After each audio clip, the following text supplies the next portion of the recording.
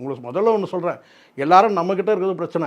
இந்த பாத்ரூமில் வழுக்கி விழுந்துட்டான்னு சொன்ன உடனே உங்களுக்கு பார்த்துருக்கோம், எல்லாருமே அதை வந்து காமெடியாக சிரிச்சுக்கிட்டே நகர்ந்து போயிட்டோம். ஸோ தமிழ்நாடு போலீஸ்க்கு பெரிய கௌரவம் இருந்தது ஒரு பீரியடில். அதான் வழக்கமான ஒன்று ஸ்காட்லாந்து போலீஸ்க்கு இணையானது. இப்போ என்னன்னு கேட்டால், அந்த மாவு கட்டு போகிறதுக்கு தான் இவங்க வந்து பார்த்தீங்கன்னா வந்து பெரிய வந்து பார்த்தீங்கன்னா இவங்களுடைய ரெக்கார்டே அதில் தான் இருக்குது. என்னன்னு கேட்டால், உடனே மாவு கட்டு போட்டுருவாங்க. அது எந்த கேஸாக இருந்தாலும், ரேப் கேஸாக இருந்தாலும் சரி, எந்த கேஸாக பாத்ரூம். இதை நீதிமன்றமே இப்போ கேள்வி கேட்ட பிறகு தான் இப்போ அந்த பிரச்சனை முடிஞ்சிச்சு. இப்போ நானும் சொல்கிறேன் சார், இந்த விஷயத்தில் ஒரு ஸ்டெப்பாக நீங்கள் பார்த்தா எங்கேயோ இருந்து ஒரு பெரிய ப்ரெஷர். இப்போது செக்ரட்டரியேட்டில் அதிகார மையங்கள், ஒட்டுமொத்த அதிகார மையம் செக்ரட்டரியேட்னு வச்சுக்கோங்க. ஸ்டேட்டோட செக்ரட்டரி ஒட்டுமொத்த அதிகார மையம். அந்த அதிகார மையத்திலே வந்து பார்த்தீங்கன்னா வந்து ஒரு குறிப்பிட்ட அதிகார மையம் உச்சத்தில் இருக்கும்.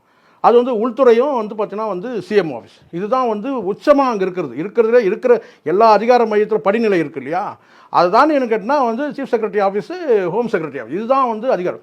இந்த 2 இடத்துல வந்து ஒரு ப்ரெஷர் போகாமல், ஒரு 9,000 நகை திருட்டு வழக்கில் எஃப்ஐஆர் போடாமல், ஒரு நபரை வந்து ஸ்டேஷனே விசாரிக்காமல் ஒரு ஒதுக்குப்புறமான ஒரு இடத்துல வந்து கேட்டால் வந்து ஒரு ஐசோலேஷன் வந்து பண்ணப்பட்ட ஒரு பகுதியில் கொண்டு போயிட்டு அடித்து துன்புறுத்த வேண்டிய அவசியம் என்ன? அதுவும் மிருகத்தனமாக அடித்து துன்புறுத்து. ஏற்கனவே இங்கே வந்து பெரிய பாடம் இருக்குது சாத்தான்குளம் வழக்கு.